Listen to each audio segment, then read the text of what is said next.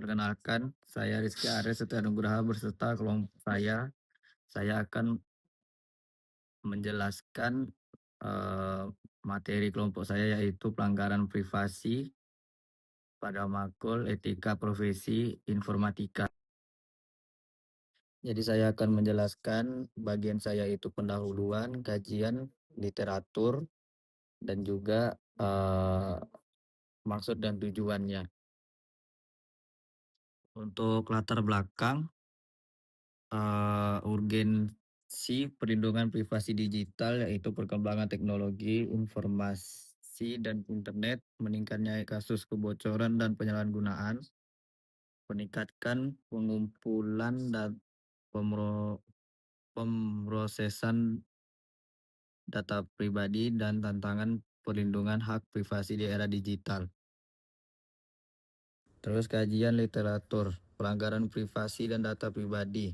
Definisi pelanggaran privasi, jenis data pribadi yang rentan disalahgunakan, dampak pelanggaran privasi, kerugian material dan imaterial. Pengertian cybercrime.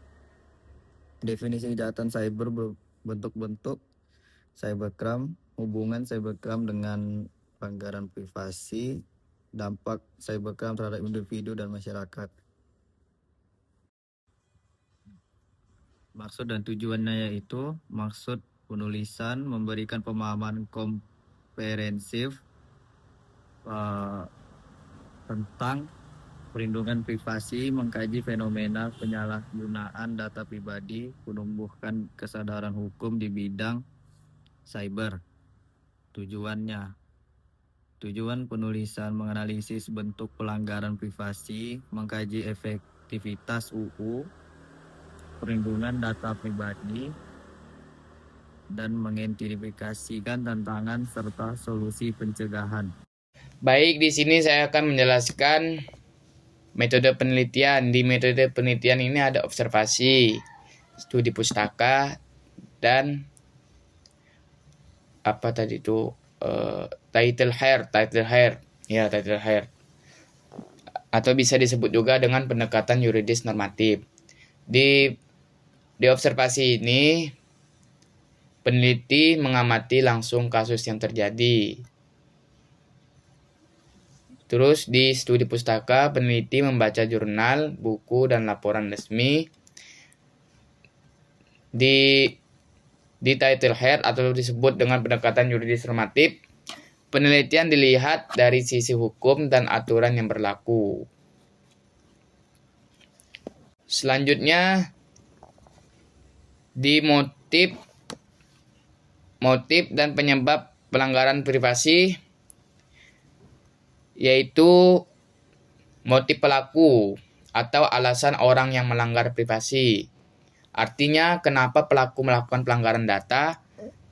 Yang pertama, uang. Data dijual atau dipakai untuk menipu. Terus, bukan uang, balas dendam atau kepuasan pribadi. Data dianggap barang. Data pribadi dipakai sebagai komoditas. Intinya, pelaku punya kepentingan sendiri.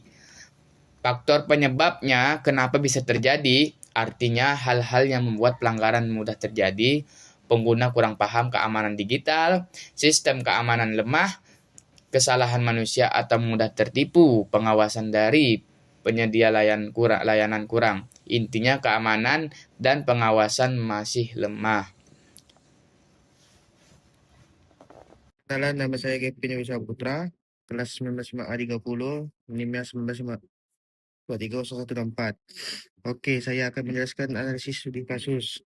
Yang pertama, penyalahgunaan data oleh pinjaman online ilegal, akses berlebihan terhadap data pengguna, intimidasi dan pemerasan korban, penyebaran data tanpa izin, pelanggaran berat terhadap hak privasi. Kedua, kebocoran data skala besar. Kasus BPJS Kesehatan, kasus Tokopedia, dan perbankan. Penyebaran data di pasar gelap, dampak luas bagi masyarakat. Oke. Yang kedua, saya akan menjelaskan tentang pencegahan dan penanggulangan. Part 1, aspek hukum.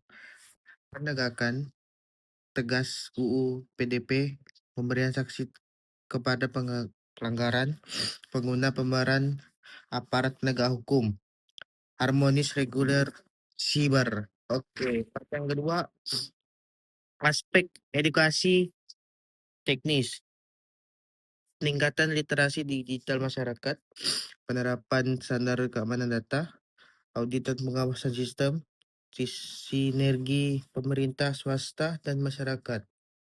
Oke, kesimpulannya tuh temuan utama pelanggaran privasi sebagai kejahatan siber kompleks.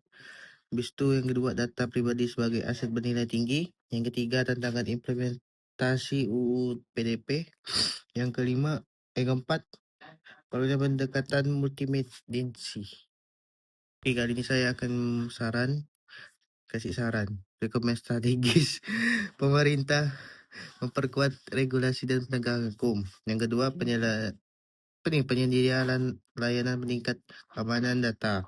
Yang ketiga, masyarakat lebih bijak dalam penggunaan teknologi. Keempat, pengguna buatnya sadar privasi. Oke, sekian dari kelompok kami. Kelompok 7. Assalamualaikum warahmatullahi wabarakatuh.